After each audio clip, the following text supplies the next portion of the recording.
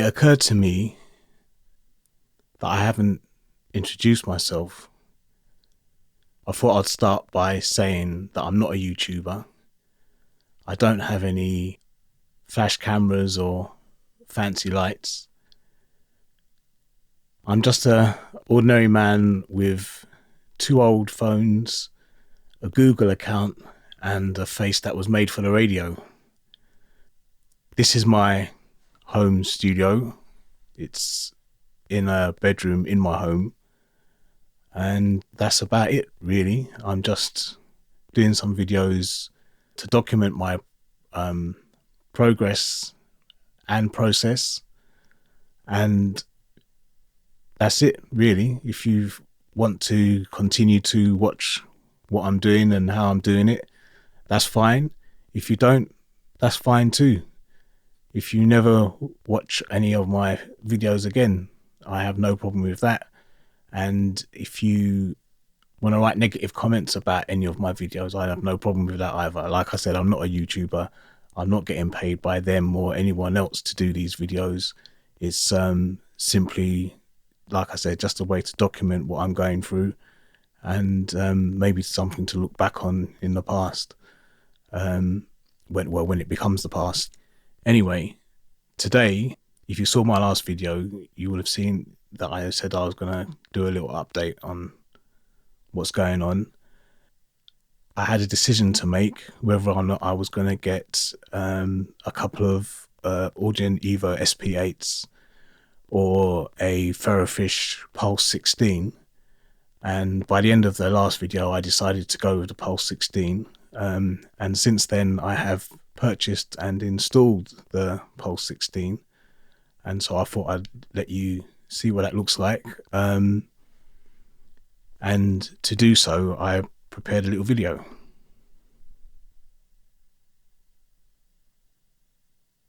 So this is basically me using my phone, this phone, which is actually the phone that I use as a phone, to take some footage of what's going on in the studio.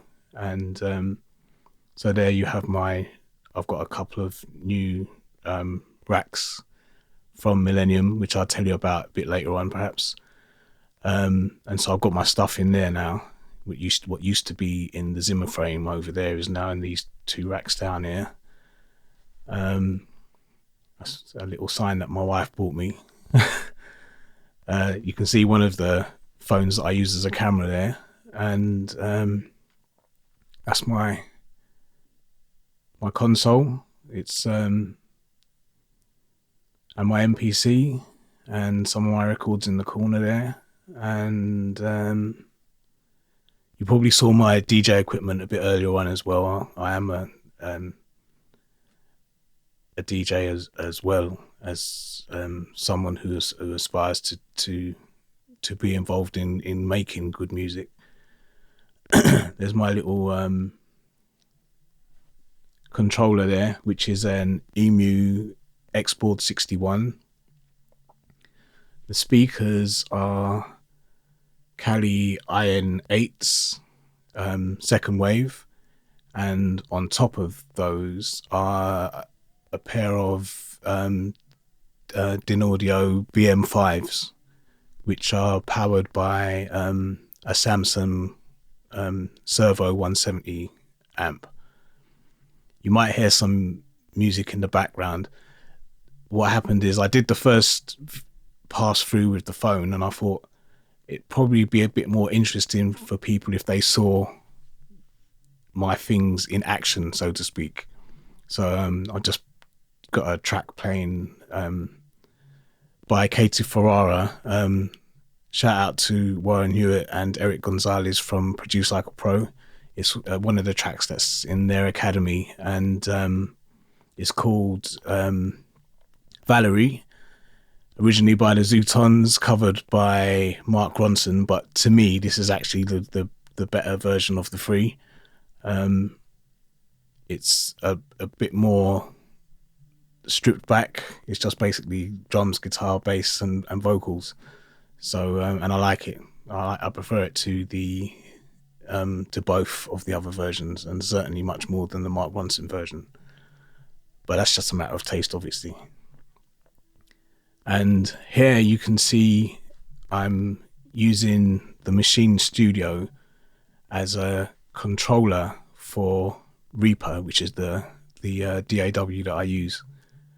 So I'm just literally just showing you one thing. I'm pressing the mix button, which I use to open and close the mixer in Reaper, and also in Cubase. I've actually programmed it to do that in Cubase as well. So in fact, most of the functions that this performs for Reaper are replicated within Cubase. Some of them are slightly different because Cubase behaves differently to Reaper. Reaper is much more programmable and customizable than any other DAW that I'm aware of, and therefore it's much easier to set up templates with MIDI controllers for Reaper than it is for any other DAW that I've had any experience with, which is quite a few. If I just close this video now, you can see I've actually got that same track here in Reaper, and it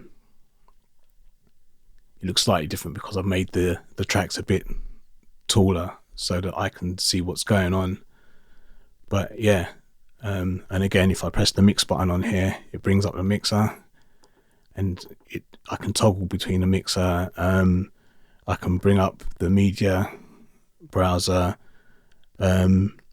I can do all kinds of things basically just from pressing buttons on the Maschine Studio. So it actually gets used more as a controller for Reaper than it does as a controller for Maschine these days. So yeah, I would like to have something like maybe the Aspiron D400, and I think it's the F400 fader bank that goes with it, something like that. Something that's compact enough to fit onto my computer keyboard tray, and I can, then reposition what else I've got on here or take it off altogether if necessary, so that I've got some kind of fader control over the DAW. But I'm not really bothered at this point, because there's a certain amount I can do with the Maschine, and the rest I can do with the Stream Deck, because I've if I go onto my Reaper profile, you probably can't see it from here, but basically I've programmed a load of buttons on here to control certain things within Reaper. For example, I can save project as, and now that hang on, it would help, I suppose, if I had Reaper in focus. So save project as, and then it gives me the opportunity to save it as whatever. I'm not going to do that because it's already what it needs to be. Or what else can I do from here? Select all, whatever.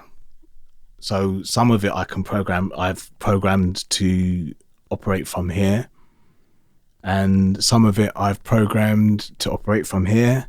And it would be nice just to have some motorized fader control over certain aspects as well. But it's not a number one priority for me at the moment. It's just something that would be nice to have. So anyway, so that's what the studio looks like at the moment. There is plenty of room for improvement. Eventually, the idea is that this DJ console will go behind me, and then I'll be able to put my amp and my guitars, guitar, I should say, I've only got one guitar, and my bass back against the wall, and then I should be able to have space to angle, because at the moment they're kind of flat, and if I want to do or see anything, I have to kind of roll back and then take a look and then roll forward again. And So I'd rather have them at an angle so that I can access them easier. But other than that, I'm happy with the way things are going, and I'll give you another update soon. So yeah, if you've got any questions, feel free to put them in the comments. If you've got any comments, feel free to put them in the comments. Positive, negative, I don't really care. It doesn't. It won't affect how I progress or how I'm living. So it's totally up to you how you want to interact with me, if you want to interact with me. Okay, so cheers, bye.